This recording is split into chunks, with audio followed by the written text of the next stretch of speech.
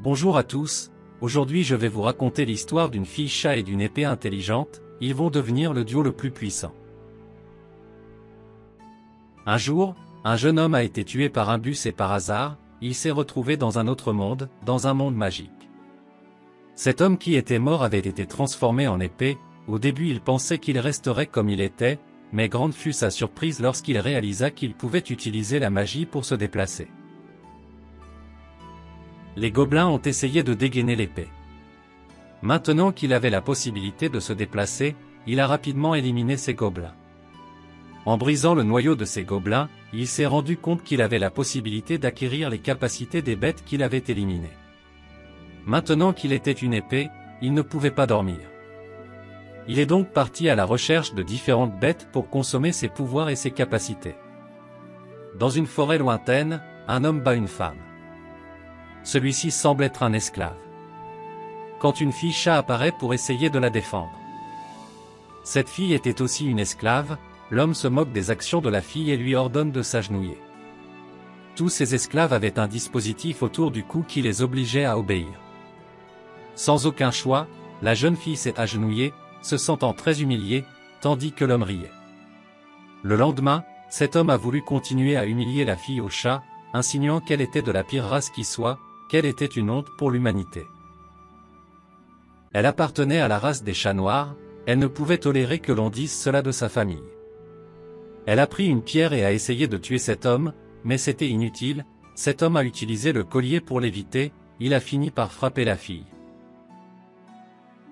D'autre part, l'épée continuait à combattre différentes bêtes, c'étaient des boss de différentes zones. Au fil du temps, il a acquis des compétences de plus en plus puissantes. Il avait terminé la plupart des bêtes, alors il a décidé de faire une pause. Atterrissant sur le sol, pour une raison quelconque, il ne pouvait pas sortir, il a essayé d'utiliser la télékinésie pour sortir, mais c'était impossible. La terre sur laquelle il se trouvait a absorbé toute trace de magie, il n'avait pas d'autre choix que de rester. Les jours passaient en un clin d'œil, un mois s'était écoulé. Il pensait rester ici pour le reste de sa vie, il ne demandait qu'une chose, que quelqu'un le sorte de cet endroit. Le chariot où voyageait un marchand d'esclaves a été détruit par un ours mutant, toutes les personnes qui s'y trouvaient ont commencé à mourir. La fille ne voulait pas mourir, contrairement aux autres personnes qu'elle voulait combattre, elle ne voulait pas rester une fille faible, face à l'ours, prenant un coup. Le coup qu'elle a reçu l'a envoyé très loin. Une voix lui a parlé dans son esprit, quelqu'un demandait de l'aide, c'était une épée. Par télépathie, cette épée lui a promis son aide si elle pouvait rengainer l'épée. Elle a utilisé toute la force qu'elle avait pour tirer l'épée, et à la fin elle a réussi. Maintenant qu'elle avait l'épée en sa possession, elle a décidé de l'utiliser pour affronter l'ours. Elle avait un peu peur, mais était motivée par l'épée parlante. Elle a commencé à se battre avec l'ours, utilisant une seule entaille pour le vaincre. Le marchand d'esclaves dit qu'il est heureux de l'effort qu'elle a fait, comme elle était son esclave, il lui demande de lui remettre l'épée. La pauvre chatte ne veut pas, mais elle doit obéir car elle avait le collier d'esclavage, l'épée s'en est rendu compte et a utilisé la télékinésie pour lui briser le cou, après la mort de cet homme il a réussi à libérer la fille de l'esclavage. L'épée explique que comme elle est la personne qui l'a libérée de ces terres maudites, c'est elle qui en sera désormais le porteur, enfin si elle le veut point elle explique qu'elle veut évoluer. Pour cela il fallait qu'elle devienne plus puissante, chaque race intelligente avait la capacité d'évoluer, la seule race qui ne pouvait pas faire un tel exploit était les chats noirs. Si tel était leur rêve, l'épée promet de les aider à évoluer. Désormais, tous deux vont parcourir le monde à la recherche de l'évolution de Fran. Au cours des prochains jours, Fran affrontera quelques bêtes, afin d'exercer ses compétences à l'épée et de monter en niveau. Quand elle était petite, elle voyageait constamment avec ses parents, qui lui avaient inculqué que l'évolution était le seul moyen de faire taire ceux qui se moquaient de son espèce. Pendant son voyage, la petite Fran prend bien soin de l'épée, il en rougit même point Fran sent que quelqu'un est en danger, il va immédiatement voir ce qui se passe. Un marchand était en danger, de nombreux gobelins entouraient le chariot.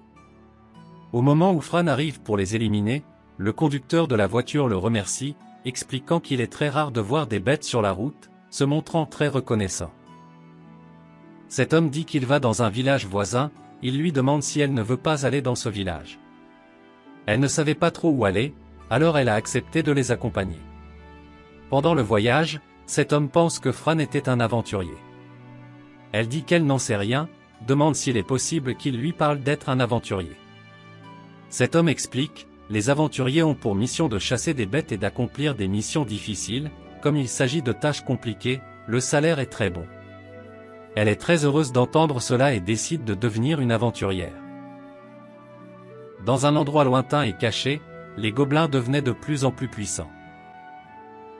Après quelques heures de voyage, la voiture est arrivée, et il y avait beaucoup de gens de toutes les races.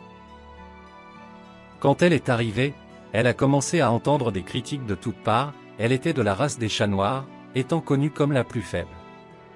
Habituée à ces mensonges, Fran les a simplement ignorés et est partie à la recherche de la guilde des aventuriers. Elle est arrivée à l'endroit, une réceptionniste l'a accueillie joyeusement et lui a souhaité la bienvenue, Fran lui a dit qu'elle voulait être une aventurière. Le réceptionniste explique qu'il n'est pas facile d'être un aventurier et qu'on risque de mourir. Le chaton dit qu'il comprend les conséquences et qu'il est prêt à les affronter. En voyant la détermination de cette fille, le réceptionniste n'a d'autre choix que de l'accepter. Elle explique que pour être aventurière, elle doit passer un test, ce qui implique de se battre contre l'examinateur. Si elle prouvait qu'elle avait assez de pouvoir, elle pourrait rejoindre la guilde des aventuriers, c'est aussi simple que ça. L'examinateur était d'une race appartenant aux ogres, ce qui les rendait très agressifs. Pendant les jours où Fran voyageait, elle a commencé à monter en grade. Elle n'était plus un simple chat noir, elle avait maintenant la capacité de combattre cet ogre, avec l'aide de Chicho. J'ai oublié de mentionner que l'épée s'appelle Chicho, elle a réussi à être à la hauteur de cet ogre. Elle a réussi à se faire remarquer à tel point qu'elle a été appelée par le maître de la guilde. Cet elfe voulait savoir comment il lui était possible de faire de la magie sans sort, mais Fran lui a simplement répondu que c'était un secret. Le maître de guilde voulait juste apprendre à la connaître, voyant qu'il n'a obtenu aucune information, il abandonne simplement et laisse Fran devenir une aventurière. Fran avait réussi à devenir une aventurière, maintenant qu'elle est ici, elle a décidé de vendre quelques objets de quelques bêtes, recevant beaucoup d'argent pour cela. Les autres aventuriers ne pouvaient pas croire que cette fille chat pouvait gagner autant d'argent en tuant des bêtes, ils ont exigé qu'elle rende son argent.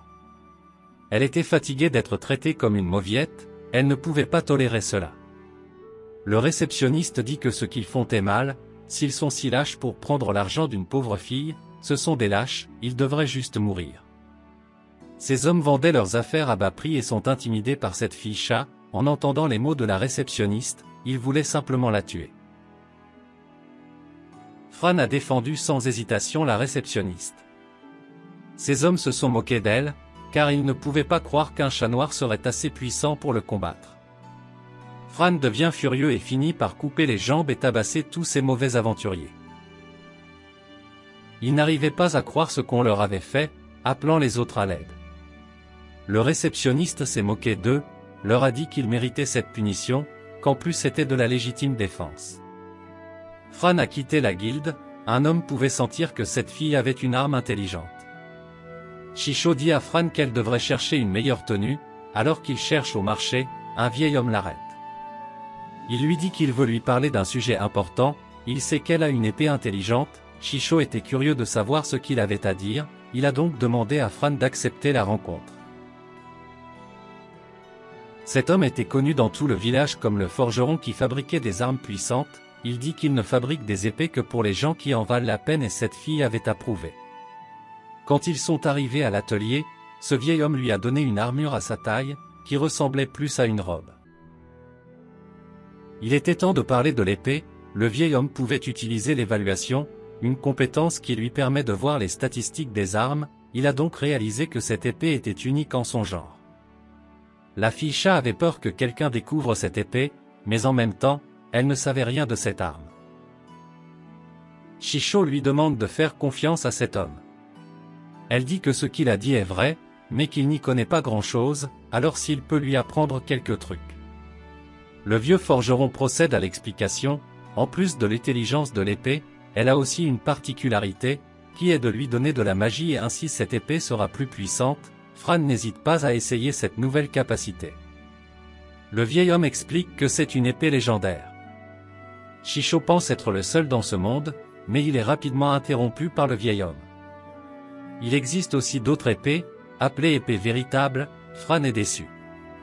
Shisho demande s'il ne pourrait pas lui faire un fourreau, le vieil homme dit oui, mais il n'a pas assez de matériaux.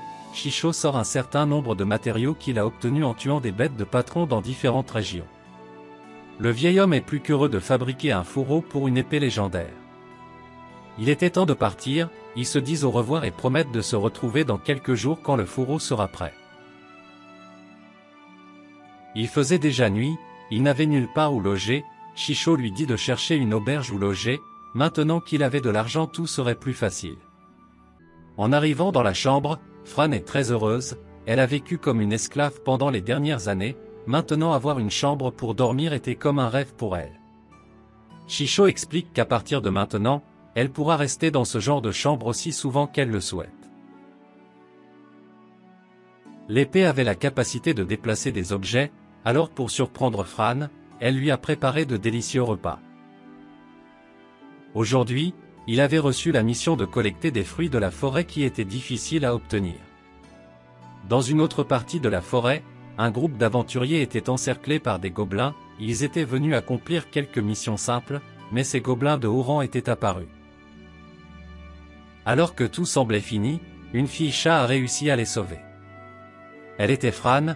Elle avait remarqué que quelqu'un était en danger et était allé le sauver immédiatement. Les gobelins étaient faibles comparés à elle, sans trop de difficultés elle les a vaincus, puis elle a soigné les aventuriers blessés. Ils ont tout commencé à se demander pourquoi ces gobelins étaient là, puis ils ont remarqué qu'il y avait un homme gobelin, qui est un gobelin avec plus de puissance. Ils sont rapidement arrivés à la conclusion que ces gobelins avaient été chassés par des gobelins beaucoup plus puissants. Ils ont pensé que le roi des gobelins était probablement né. Fran dit qu'elle va aller enquêter, elle demande aux autres de faire un rapport à la guilde des aventuriers. Alors qu'elle se promenait dans la forêt, elle a remarqué d'autres gobelins, elle a décidé sans hésiter de se battre, mais ces gobelins n'étaient pas du tout faibles. Fran dit qu'elle n'abandonnera jamais.